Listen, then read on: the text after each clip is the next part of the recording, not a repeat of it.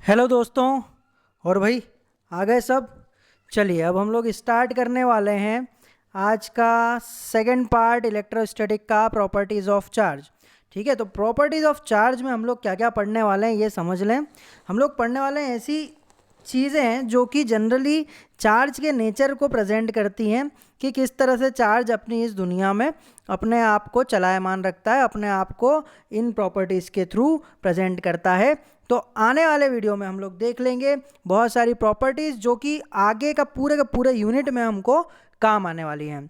तो दोस्तों, अगर आप आ गए हैं इस चैनल पे और आपने अभी तक सब्सक्राइब नहीं किया है तो सबसे पहले तो सब्सक्राइब का बटन दबा दें, और अपने दोस्तों को भी अगर जोड़ना चाहते हैं इस वीडियो से तो जल्दी से जल्दी शेयर कर दीजिए इस वीडियो को अपने दोस्तों के साथ, लिंक को शेयर कर दीजिए, क्योंकि अब हम लोग स्टार्ट करने वाले हैं हमारी ये वाली वीडियो। तो बंधु, वी आर द फिजिक्स बंधु, और आपके सामने लेकर आ रहे हैं प्रॉपर्टीज ऑफ चार्जेस। चलो बहुत हो गया बोलना, अब आगे स्टार्ट करते हैं। तो प्रॉपर्टीज ऑफ चार्जेस जो है ना दोस्तों, वो तीन टाइप की होती है mainly: conservation of charge, additive in nature और क्वांटाइजेशन ऑफ चार्ज।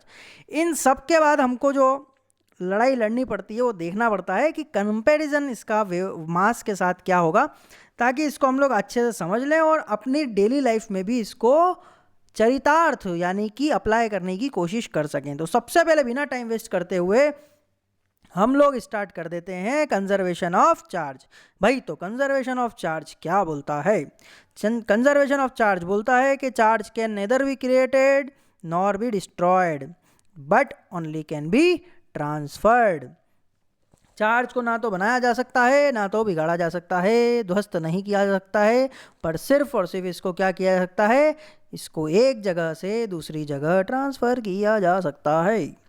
अब ट्रांसफ़र किया जा सकता है मतलब कि एक जगह से दूसरी जगह पे इसको किसी भी प्रोसेस द्वारा, चाहे वो रबिंग हो, चाहे फ्रिक्शन हो, चाहे कंडक्शन हो, चाहे इंडक्शन हो, कोई भी प्रोसेस द्वारा इसको ट्रांसफ़र किया जा सकता है। बट चार्ज को ना तो आप दोस्तों बना सकते हो ना तो बिगाड़ सकते हो। ये तो हुई जनरल यूनिवर्सल एक डिफिनेशन कह लो। और टेक्निकल डेफिनेशन क्या है बच्चों, जो कि मैथमेटिकल नेचर को भी प्रेजेंट करता है, प्रूव करता है, वो है कि the net charge of an isolated system is always remain constant. ठीक है, आइसोलेटेड सिस्टम समझते हो, जिसमें बाहर की दुनिया का ऐसा सिस्टम बना दिया हमने जिसमें बाहर की दुनिया की किसी भी चीज़ का कोई असर नहीं पड़ रहा है, बस वो अपनी दुनिया में मस्त है। जैसे कि आप समझ लें कि अगर कोई सिस्टम आइसोलेटेड है तो बाहर की गर्मी, धूप, बरसात, जैसा कि अपना घर, अपने को अंदर मम्मी पापा की मार कितनी भी पड़ जाए पर बाहर की धूप, गर्मी, बरसात का हमको कोई असर नहीं होगा। इसका मतलब कि हम लोग एक आइसोलेटेड सिस्टम में हैं। अगली बात इसकी समझ लें एग्जाम्पल के थ्रू, कि मान लो एक बॉक्स है, ये बॉक्स आपको दिख रहा है, ठीक है, ये बॉक्स दिख रहा है और बॉक्स के अंदर हैं कुछ बॉल्स। बॉक्स के अंदर क्या है? बॉल्स। तो मान लो कि ये सिस्टम जो है, ये बॉक्स जो है, ये अपना एक सिस्टम है। इसके अंदर बॉल ए है, बॉल बी है और बॉल सी है। ए के ऊपर जो है 4 कूलम का चार्ज है, -2 कूलम का चार्ज बी पे है और +1 कूलम का चार्ज सी पे है। अब मान लो इस बॉक्स को मैच बॉक्स की तरह, माचिस की तरह मैंने बजाया, झुन झुन झुन, मतलब झुनझुना जैसे अगर मैंने बजाया तो क्या होगा कि रगड़ने के कारण या रबिंग के कारण, फ्रिक्शन के कारण ये चार्ज एक दूसरे के ऊपर ट्रांसफ़र हो जाएंगे।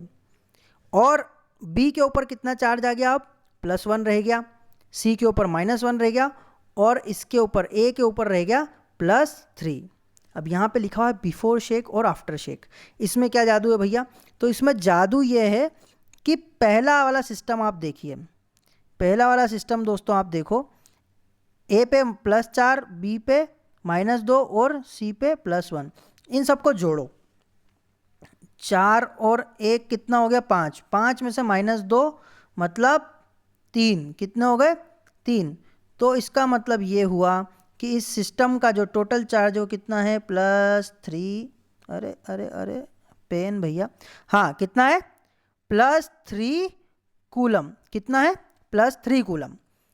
अब शेक करने के बाद तो इनके सबके चार्ज चेंज हो गए, बट इनको अब जोड़ो, 1 और 3 कितना हो गया? 4। 4 में से -1 किया तो कितना हो गया? कितना हो गया भैया? वापस से +3, यानी कि आप ये देखिए दोस्तों कि ये जो दोनों चार्ज हैं, दोनों चार्ज जो हैं हमारे किसके, हमारे ये सिस्टम जो बनाया था हमने मैच बॉक्स, या जैसे जो हमने सिस्टम बना रहा था, बॉक्स बना रखा था, उसका दोनों ही कंडीशन में जो चार्ज है वो कैसा है, +3 है। ठीक है, तो सिस्टम मतलब ये जो बॉडी थी, इसका शेकिंग के बाद भी जो चार्ज था वो चेंज नहीं हुआ, वो 3 ही रहा। ठीक है, तो इस बात से ये समझ सकते हैं कि चार्ज जो है वो किसी भी आइसोलेटेड सिस्टम का क्या रहता है, कांस्टेंट रहता है। चलो, कांस्टेंट रहता है, तो अब ये कांस्टेंट कैसे रहता है उसकी भी एक प्रॉपर्टी है।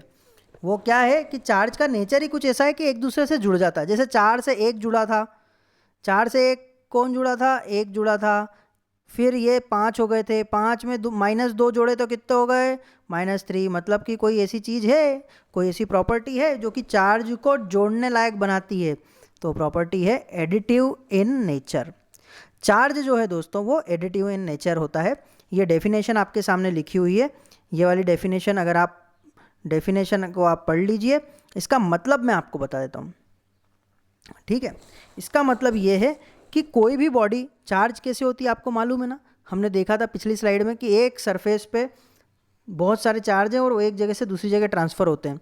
तो नंबर ऑफ पार्टिकल्स जब उस पर बच जाते हैं तो बॉडी कहला जाती है चार्ज्ड बॉडी। इसका मतलब ये हुआ कि अगर अभी तो सरफेस का एक साइड हमने देखा है, ये हम जो देख रहे हैं कि सरफेस अगर होगी, कोई सरफेस है, ठीक है, उसके ऊपर चार्ज होंगे प्लस प्लस माइनस माइनस। ठीक है, तो उसके कारण ये जो चार्जेस होंगे अलग अलग जगहों पे जुड़ जाएंगे। जैसे कि बॉक्स है, वो वाला बॉक्स, या आपका मोबाइल देख लो, मोबाइल में स्क्रीन के ऊपर जो है 10 इलेक्ट्रॉन पड़े हुए हैं, स्क्रीन के बैक साइड जो है, मतलब पीछे बैक, मोबाइल के बैक, वो 5 प्रोटॉन रखे हुए हैं, और कैमरा पे जो है वो 15 इलेक्ट्रॉन रखे हुए हैं। तो -10 इलेक्ट्रॉन कहाँ थे, 10 इलेक्ट्रॉन थे आपकी स्क्रीन पे, पीछे कितने थे, 5 थे, और ये कितने हो गए कैमरा पे, -15, मतलब इलेक्ट्रॉन 15 पड़े हुए हैं। तो 10 और 5 को अगर जोड़ोगे तो 10 इलेक्ट्रॉन और 5 प्रोटॉन, तो 5 इलेक्ट्रॉन और 5 प्रोटॉन का तो इसमें से कैंसल आउट हो जाएगा, बचा क्या, माइनस इलेक्ट्रॉन का बचा 5 और उधर 15, मतलब पूरा टोटल आपका जो है ये मोबाइल का जो चार्ज है वो कितना हो गया, वो हो गया 20 इलेक्ट्रॉन से चार्ज हो गया मोबाइल, मतलब -20। ठीक है, तो इसको अपन एक अच्छे से एग्जाम्पल के थ्रू देख लेते हैं कि एक बॉक्स है, क्या है, एक बॉक्स है, ये रहा वो बॉक्स, बॉक्स 1। इसके ऊपर देखो, इसके चारों कोनों पे अलग अलग चार्ज रखा हुआ है, Q1 चार्ज रखा हुआ है, Q2 चार्ज रखा हुआ है, Q3 चार्ज रखा हुआ है, और Q4 रखा हुआ है। दिख रहा है ना, ये Q1, ये Q2, ये Q3 और ये Q4। बीच में एक और पॉइंट है जिसके ऊपर Q5 चार्ज रखा हुआ है। इन सब की अपनी अपनी एक वैल्यू है। क्या है वैल्यू, वैल्यू क्या है, Q1 की वैल्यू है -2 कूलम, Q2 की है +3 कूलम, इसकी है +3 कूलम, इसकी +5 कूलम Q4 की, और Q5 की है -3 कूलम। दोस्तों, अगर मुझे इस पूरे के पूरे, इस पूरे बॉक्स का अगर मुझे क्या निकालना है, चार्ज निकालना है, तो मैं क्या करूँगा, इन सबको टोटल कर दूंगा। ठीक है, एल्जेब्रिक सम कर दूंगा इनका, एल्जेब्रिक मतलब कि साइन कन्वेंशन के साथ, साइन भी आएगा। ठीक है, तो QT निकालूंगा तो क्या हो जाएगा, QT अगर निकालूंगा तो हो जाएगा, सबको जोड़ दो जितने भी चार्ज हैं, तो Q1 + Q2 + Q3 + Q4 + Q5। Q1 की वैल्यू कितनी है, Q1 की वैल्यू -2, Q2 की वैल्यू +3, Q3 की वैल्यू +3, Q4 की वैल्यू +5, और -3 जो है वैल्यू वो है Q5 की। अगर मैं ऐसा कर दूंगा तो अब आप देखो, इसको जोड़ना है अपने को, एलजेब्रा बेसिक तो सबको आता है। ये +3 से -3 कैंसिल हो जाएगा, बचा 5 और 3 को आप जोड़ दो तो बन जाएगा 8, और -2 कर दो, यहाँ माइनस दिख रहा है ना, -2, तो 8 में से -2 +6 कितना हो गया, +6C, मतलब प्लस 6 कूलम अपने पास आ गया। मतलब इस टोटल बॉक्स का टोटल चार्ज जो है वो कितना हो गया, वो हो गया 6 कूलम। ये हमको बता रहा है नेचर कैसा है चार्ज का, एडिटिव है, वो आपस में जुड़ जाते हैं। और जुड़ जाते हैं तभी तो देखो आप देखो, मैं आपको एक बहुत शानदार चीज़ बताता हूँ। प्लस और माइनस, ये इलेक्ट्रॉन सॉरी ये प्रोटॉन का चार्ज हो गया और ये इलेक्ट्रॉन का चार्ज हो गया। अच्छा इधर देख लो इसको, अच्छा कलर लेते हैं अपन लोग, हाँ रेड, ये प्लस और ये माइनस। मुझे एक बात बताओ, आपने ये तो देखा है कि प्लस और माइनस एक दूसरे से जुड़ेंगे तो क्या हो जाएगा, न्यूट्रल हो जाएगा, है ना। पिछली बार अपन ने देखा था, जो लोग अभी देख रहे हैं वो एक बार फिर देख लें। अरे यार एक तो ये मोबाइल, हाँ प्लस माइनस, अगर मैं इसका टोटल चार्ज निकालूँ तो चार्ज कितना आएगा, Q इक्वल टू 0। क्यों, क्योंकि पॉजिटिव नेगेटिव से कैंसिल आउट हो जाएगा, पॉजिटिव नेगेटिव से कैंसिल आउट हो जाएगा।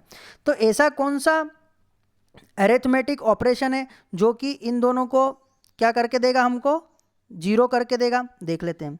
अगर मैं इसमें मल्टीप्लाई करता हूँ तो आंसर कैसा बनेगा, प्लस माइनस का मल्टीप्लाई करते तो आंसर कैसा आता है, माइनस आता है, ठीक है। तो आंसर 0 आ ही नहीं रहा।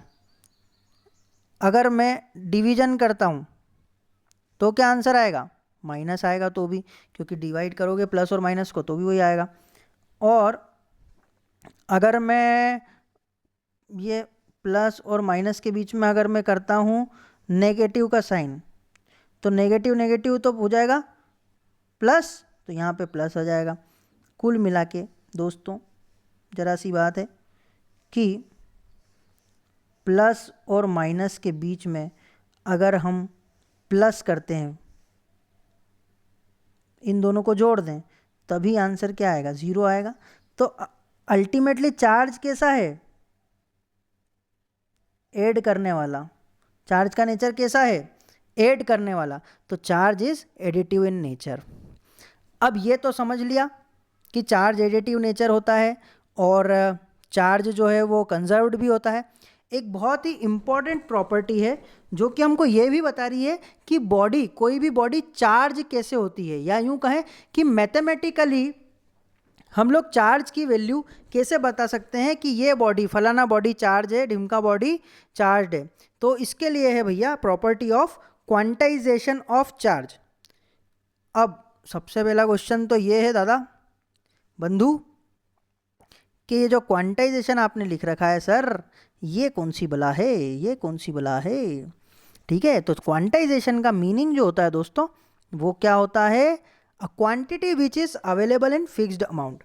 ऐसी क्वांटिटी, क्या, ऐसी क्वांटिटी जो कि फिक्स्ड अमाउंट में अवेलेबल है। जैसे कि आप मार्केट में पेन लेने जाओगे, तो आप मार्केट में पेन लेने जाओगे तो क्या बोलोगे, भैया मेरे को 2 पेंसिल दे दो। फिर आपका मन बदल गया तो आप बोलोगे नहीं 3 पेंसिल दे दो, 4 पेंसिल दे दो, पूरे नंबर आ रहे हैं। कभी आप दुकान पे जाके ये नहीं बोलोगे भैया एक काम करो 2.25 पेंसिल दे दो, 2.5 पेंसिल दे दो, एक काम करो 3.25 पेंसिल दे दो, मेरा इतना कम। ये पौना आधा ये नहीं चलता। तो ऐसा फिक्स्ड अमाउंट या तो 1 होगा, या तो 2 होगा, या तो 3 होगा, आधा पौना नहीं होगा, ठीक है। तो इसके लिए हम लोग देख लेते हैं इसकी डेफिनेशन दोस्तों क्या बोल रही है कि ऐसी प्रॉपर्टी है वो ये बताती है कि जो चार्ज एग्जिस्ट कर रहा है किसी भी बॉडी पे, वो उसके ऊपर बिखरे हुए अलग अलग पार्ट्स पे बिखरे हुए चार्जेस के टोटल एल्जेब्रिक सम के बराबर होगा और वो मल्टीपल ऑफ इफेक्ट होगा। अब ये जो आपके सामने दिख रही है बड़ी भोली भाली सी डेफिनेशन, इसको आप पढ़ भी लोगे तो आपके पल्ले ज़्यादा कुछ पड़ेगा नहीं। मैं इसको ढंग से समझा देता हूँ, आपके काम की जो चीज़ है वो यहाँ लिखी हुई है। भाई देखो बॉडी चार्ज कैसे हो रही थी, नंबर ऑफ पार्टिकल्स उसके ऊपर आने से, ठीक है। तो चार्ज की वैल्यू, किसी बॉडी की जो चार्ज की वैल्यू है वो कैसे बताएंगे, वो ऐसे बताएंगे कि according to quantization charge on an object is given by Q plus minus N E. जहाँ पे एन जो है, ये जो एन दिख रहा है आपको, है ना, ये बता रहा है number of charge particle on object, है ना। किसी भी ऑब्जेक्ट के ऊपर बिखरे हुए चार्ज पार्टिकल्स की जो संख्या है उसमें अगर उनके चार्ज का इनटू कर दोगे तो टोटल चार्ज नहीं निकल आएगा। वापस से समझो इसको, एक बहुत ही बेसिक से समझो कि मान लो आपके पास एक थैला है, उस थैले के अंदर 4-5 बॉल रखी हुई है, ठीक है, उनका कुछ वजन है, एक बॉल का कुछ वजन है, दूसरी बॉल का कुछ वजन है, तीसरी बॉल का, तो टोटल वजन जो है थैले का वो कैसे निकालोगे? वो ऐसे निकालोगे कि मान लो, अब देखो पार्टिकल्स जो हैं उन सब का तो चार्ज बराबर ही है। मान लो 5 प्रोटॉन आपके किसी भी पेन पे पड़े हुए हैं या फिर किसी सरफेस पे पड़े हुए हैं, मोबाइल पे पड़े हुए हैं, तो उनका जो चार्ज है वो तो सेम है, ठीक है। वो सेम कितना है? वो है 1.6 इंटू 10⁻⁻19 का। तो एक प्रोटॉन पे कितना चार्ज है? 1.6 इंटू 10⁻⁻19 का। इतना चार्ज कुल मिला के, इतनी बार बार वैल्यू बोलूँगा कंफ्यूज हो जाओगे। ये जो वैल्यू दिख रही है आपको 1.6 वाली, एक प्रोटॉन पे, हर प्रोटॉन या इलेक्ट्रॉन पे कितना वैल्यू है? इतना वैल्यू है चार्ज का, ठीक है। और अगर मान लो कि किसी बॉडी पे, ये बॉडी पे कितने हैं? +5 इलेक्ट्रॉन +5 चार्ज पड़े हुए हैं प्रोटॉन के। तो मैं क्या करूँगा, ये 5 तो दिख रहा है आपको, वो बन जाएगा आपका n। क्या बन जाएगा? n। कितना है? 5। कितने पार्टिकल पड़े हुए हैं ऑब्जेक्ट के ऊपर? 5 पार्टिकल ऑब्जेक्ट के ऊपर पड़े हुए हैं। हर एक पार्टिकल का चार्ज कितना है? 1.6 इंटू 10⁻⁻19। कितना चार्ज है? इतना चार्ज है। कितना? 1.6 इंटू 10⁻⁻19 चार्ज है। तो टोटल चार्ज कितना हो जाएगा बॉडी का? टोटल चार्ज हो जाएगा +5 इंटू ई। इसको और अच्छे से समझ लेंगे और ये वाली स्लाइड में एग्जाम्पल देखो। मेरे पास एक पेन है, वो बोर्ड पे नहीं पढ़ाते टीचर, प्लस चार्ज पड़ा हुआ है पेन के ऊपर, मार्कर वाला पेन है ना, उसका फोटो भी दिख रहा होगा थोड़ा थोड़ा। तो प्लस चार्ज है, देखो गिन लेते हैं अपन लोग एक बार अपनी तसल्ली के लिए कि कितने चार्ज हैं ये। तो 1 2 3 4 5 6, ठीक है, 6 चार्ज हैं ये। और प्लस के हैं मतलब कि कितने हो जाएंगे? 6e। ई जो है वो बता रहा है number of particles, charge particles. ई मतलब चार्ज पार्टिकल्स।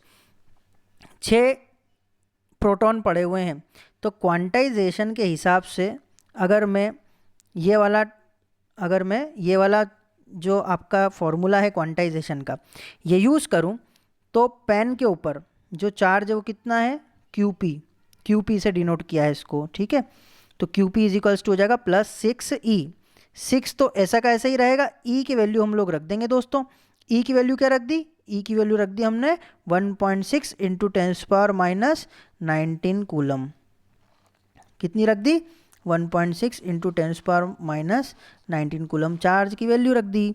तो 6 इंटू 1.6 इंटू 10⁻⁻19, बेसिक कैलकुलेशन देखोगे तो 1.6 का 6 में इंटू करो 9.6 आएगा। तो इसका टोटल चार्ज, मतलब किसका टोटल चार्ज? इस बंधु का टोटल चार्ज कितना हो जाएगा? Q is equals to 9.6 into 10⁻⁻19 coulomb, ठीक है। तो इतना ड्रॉ करने की क्या ज़रूरत है, यहाँ सामने दिख तो रहा है, इसको हम लोग हाईलाइट कर देते हैं। मैंने आपको बताया था शुरुआत का फर्स्ट वीडियो में कि भैया अगर आपका कोई भी कंक्लूजन आता है तो आप उसको क्या करेंगे? हाईलाइट करेंगे ताकि वो आंसर समझ में आए। इसका एक न्यूमेरिकल करके देख लोगे तो कहानी और समझ में आ जाएगी। Quantization, find the number of charge particles in 1 coulomb of charge on an object. ये बोल रहा है कि अगर किसी ऑब्जेक्ट का चार्ज 1 कूलम है तो बताओ उस ऑब्जेक्ट पे नंबर ऑफ पार्टिकल्स कितने हैं। तो कुल मिला के अपने को बस इतना पता करना है कि 1 कूलम के अंदर नंबर ऑफ पार्टिकल्स कितने होते हैं, ठीक है। तो देख लेते हैं भैया, कोई बड़ा काम थोड़ी ना। तो सबसे पहले तो गिवन लिखेंगे। गिवन इज द जीवन ऑफ द न्यूमेरिकल। अगर आप गिवन नहीं लिखेंगे दोस्तों मैं गुस्सा हो जाऊंगा। अगर आप गिवन नहीं लिखेंगे तो आपका आधा काम ख़त्म नहीं होगा। तो आपको आधा काम अगर ख़त्म करवाना है अपना, तो आपको जीवन लिखना होगा। और ये रहा वो जीवन। जीवन में लिखा हुआ है, क्या दे रखा है हमको? Q is equals to 1 coulomb. Q is equals to कितना? 1 कूलम। अब निकालना क्या है, जो दे रखा है वो तो हो गया, निकालना क्या है, निकालना है नंबर ऑफ पार्टिकल्स, n निकालना है हमको। तो आपको ये समझ में आ जाना चाहिए कि क्वांटाइजेशन का जो हमारा फॉर्मूला है ईमानदारी वाला, वो ये यूज़ हो जाएगा यहाँ पे। ठीक है, तो यहाँ पे ये वाला फॉर्मूला, कौन सा वाला फॉर्मूला, ये वाला, ये ग्रीन वाला, ये वाला फॉर्मूला हम लोग यूज़ करेंगे। तो यूज़ करते हैं दोस्तों। अब देखो Q की वैल्यू तो दे रखी है, Q की वैल्यू दे रखी है, कितनी है 1C। और E की वैल्यू क्या है, E की वैल्यू एक्चुअली हमको देखा जाए ना तो दोस्तों पता है कितनी होती है E की वैल्यू, 1.6 इंटू 10⁻⁻⁹। समझदार बच्चों यार तुम लोग तो। ठीक है, तो ये जो है Q/E हम लोग इसको लिख लेंगे। ये सबको समझ में आ गया कि कैसे लिखा है हमने। इसको एक बार और एक्सप्लेन कर देता हूँ कि अगर ये वाला n की वैल्यू निकालनी तो ये वाले इलेक्ट्रॉन को मैं कहाँ डाल दूंगा, इस Q के नीचे। तो n इजिकल्स टू क्या बन जाएगा मेरा, Q/E। ठीक है, तो Q/E हो गया। अब Q की वैल्यू रख दो, Q की वैल्यू कितनी है 1 और E की वैल्यू है 1.6 इंटू 10⁻⁻⁹। तो -19 को ऊपर पहुंचा देंगे तो क्या हो जाएगा, प्लस का 19 हो जाएगा। तो ये हो गया 10⁻19 अपॉन में 1.6। बच्चे सोचेंगे भाई साहब इसको कैसे सॉल्व करें हम लोग, तो इसको इस तरह से सॉल्व करना है कि मान लो कि 1.6 जो है वो 1 अपॉन में लिखा हुआ है, 1 अपॉन 1/1.6 लिखा और इंटू 10⁻19 को जो है वो आप साइड में लिख दो। तो अब आपको जो सॉल्व करना है वो ये सॉल्व करना है। तो कैसे सॉल्व करेंगे, बचपन में सीखा था अपन ने 1। ठीक है, इसको और अच्छे से लिख के देता हूँ 1.6। ओहो बड़ा बड़ा हो गया, चलो इसकी कर लेते हैं कम। ये लो 1 और ये हो जाएगा 1.6।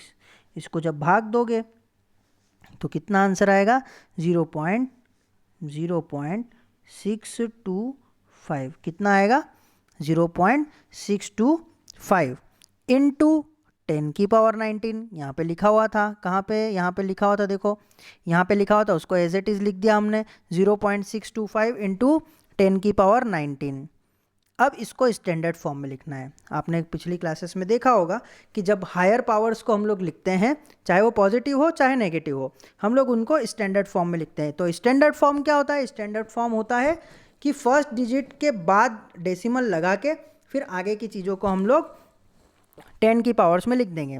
तो जब मैं ये डेसिमल को इधर आगे खिसकाऊंगा तो 6.25 बनेगा, जिसमें से मुझे यहाँ पे एक पावर कैरी लेनी पड़ेगी, तब जाके इसमें इंटू कर पाऊंगा। ठीक है, तो आप समझ लो इसको मैंने इस तरह से लिखा होगा 0.6, अरे बहुत दूर दूर जा रहा है यार, 0.625 इंटू 10 इंटू 10⁻18 ऐसा लिख सकता हूँ। अब इस चीज़ को सॉल्व कर लो तो ये बना के देगा 6.25 इंटू 10⁻18। कितना बना के देगा, 6.25 इंटू 10⁻18। तो वो आंसर आ रहा है, इसको ब्लॉक कर दिया। अपना आंसर कौन सा भैया, ये आंसर है अपना।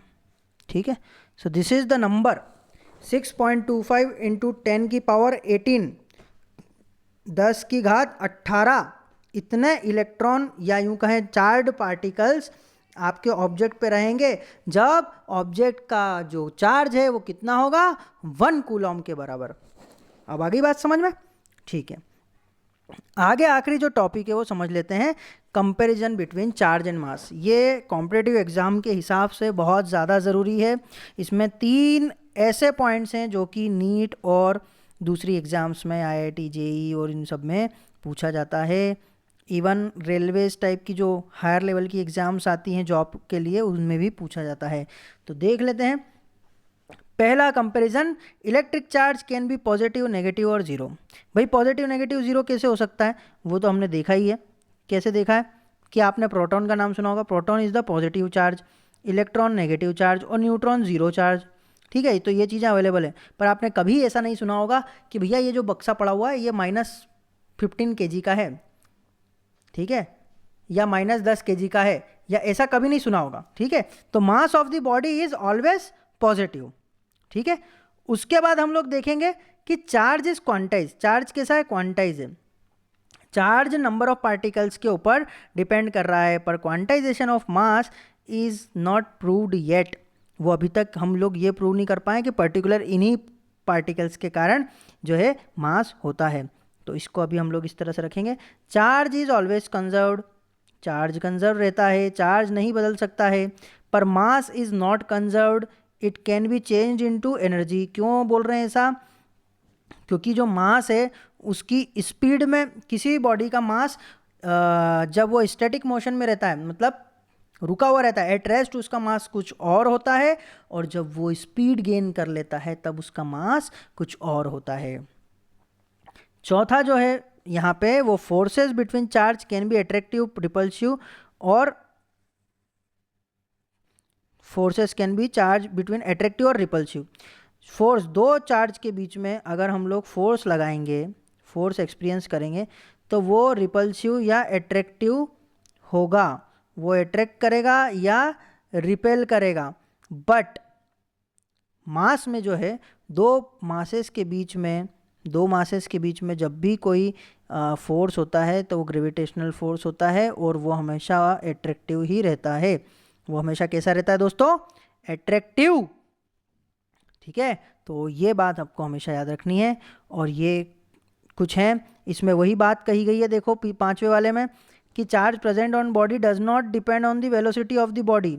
अगर कोई बॉडी किसी स्पीड से चल रही है तो उसके ऊपर जो चार्ज है वो वेलोसिटी पे डिपेंड नहीं करेगा, वेलोसिटी पे डिपेंड बिल्कुल नहीं करेगा, वो चार्ज जितना है उतना ही रहेगा। पर मास के साथ ऐसा नहीं है, अभी हमने बात कही, ठीक है, कि मास में अगर ये जो फॉर्मूला आपको दिख रहा है, इसको अगर हम लोग देखेंगे तो new mass when it is in it gains a velocity, तो उसका मास अपॉन में अंडर रूट 1 माइनस उसकी जो अभी स्पीड है वो, उसका स्क्वायर अपॉन में सी स्क्वायर, मतलब कि लाइट की स्पीड का स्क्वायर। ये सब मिला के जब बनेगा तो इसको डिवाइड करेगा m0 को, और वो नया मास बना के देगा। मतलब कुल मिला के बात अभी आपके लिए नहीं है, पर आप कुल मिला के ये बात समझें कि मास जो है वो डिपेंड करता है वेलोसिटी पे। सिक्स्थ जो है वो बोल रहा है कि चार्ज बॉडी ऑलवेज पजेस सम मास। सीधी सी बात है, कोई बॉडी जिसके ऊपर कोई भी चार्ज होगा उसका अपना एक मास होगा। बट BUT, बट जो बॉडी है उसका मास है पर उसके ऊपर चार्ज हो, ये ज़रूरी नहीं है।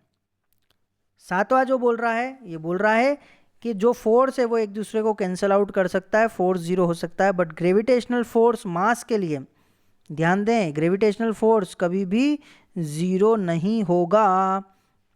ये बात याद रखनी है, यहाँ पे हो जाता है ज़ीरो बट यहाँ पे नहीं होगा। ठीक है, तो ये जो प्रॉपर्टीज़ हैं और ये कंपैरिजन अभी हमने पढ़ा, ये आपको याद रखना है, प्रैक्टिस करना है।